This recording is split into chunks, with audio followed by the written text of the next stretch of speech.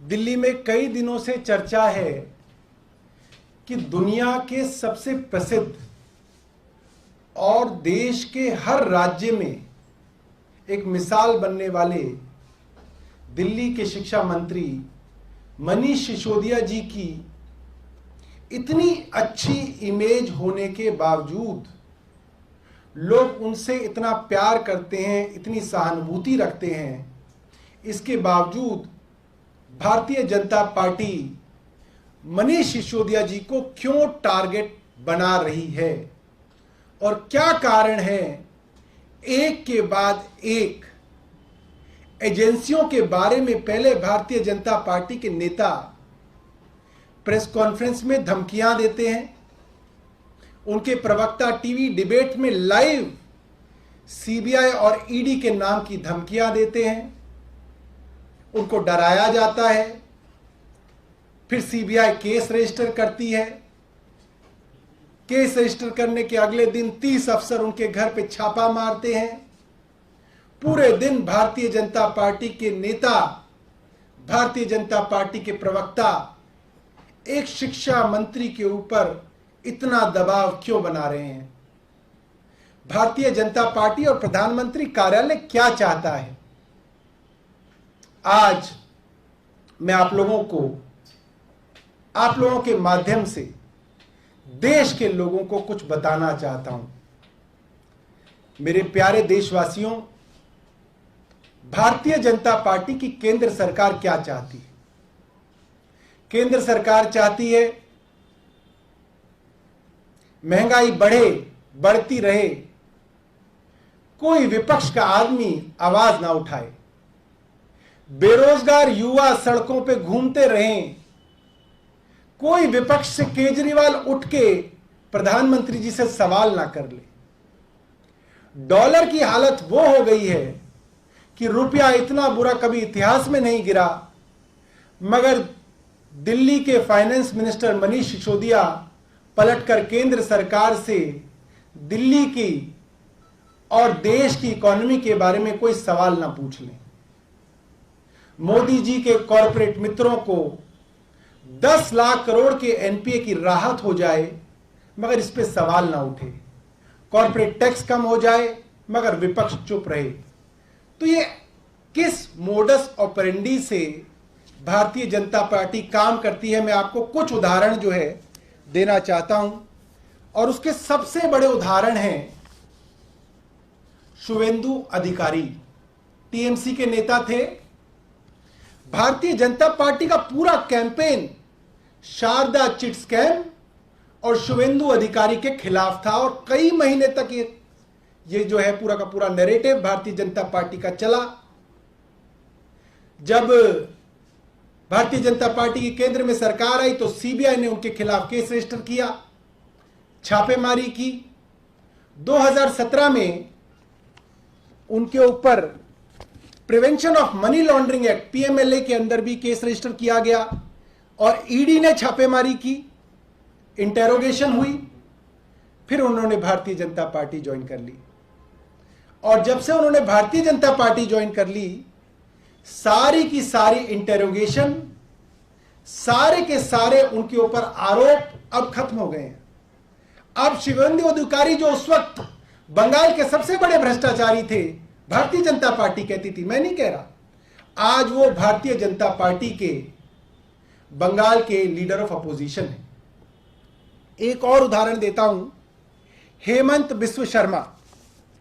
हेमंत बिस्व शर्मा अगस्त 2015 में से पहले कांग्रेस के नेता हुआ करते थे।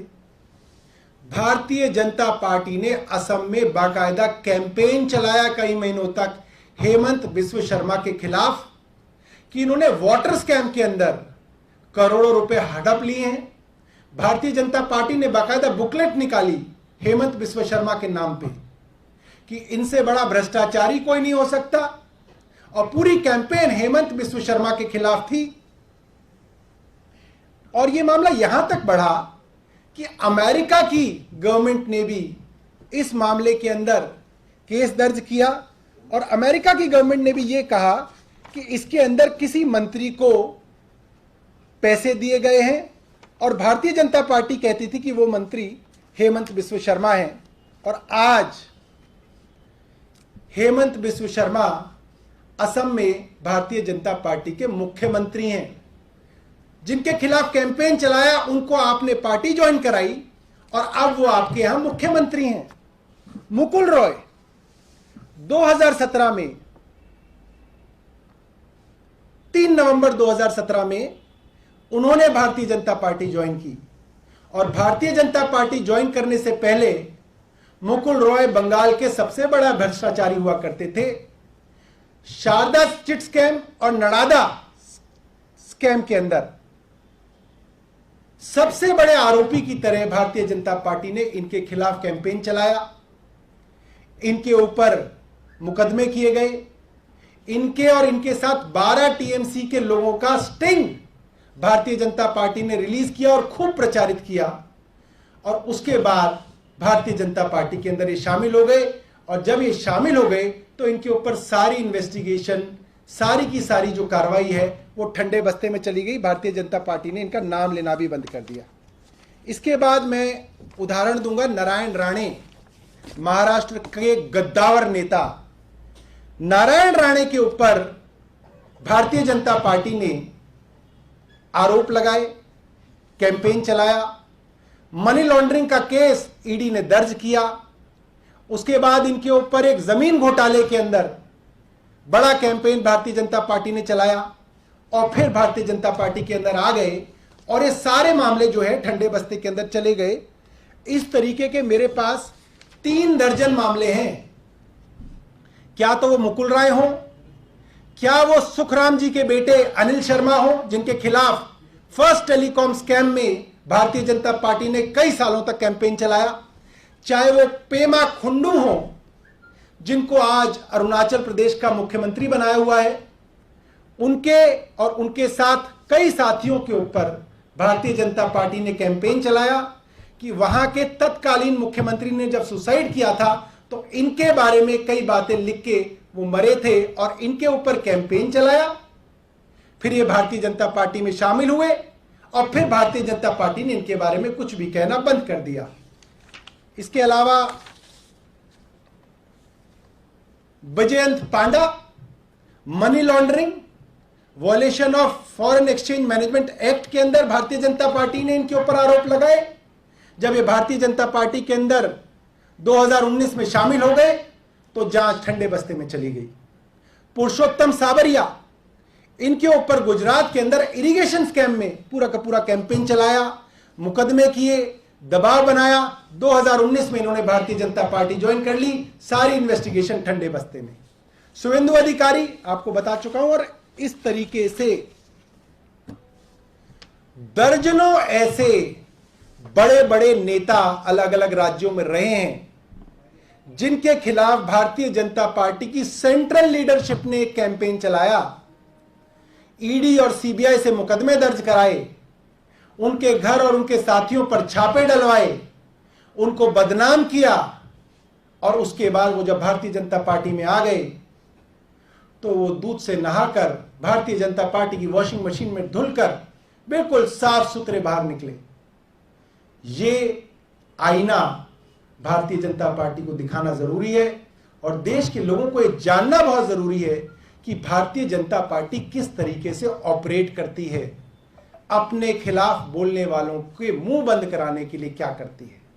आज दिल्ली के उप मुख्यमंत्री ने यह खुलासा किया कि उनके ऊपर जो सीबीआई की, ईडी की धरपकड़ हो रही है, उससे संबंधित उनको एक मैसेज आया है भारतीय जनता पार्टी से। भारतीय जनता पार्टी ने कहा है आप भाजपा में आ जाइए, आपके सारे केस हम सुलट लेंगे। सोचिए भारतीय जनता पार्टी आज किस हद तक गिर चुकी है।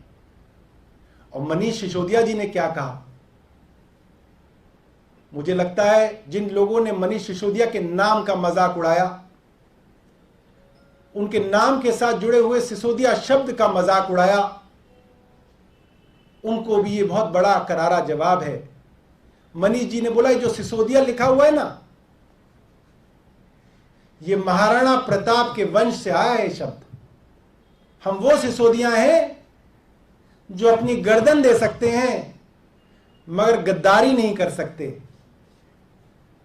तुम्हें जितने मुकदमे करने हैं कर लो, फांसी पे लटकाना है लटका देना।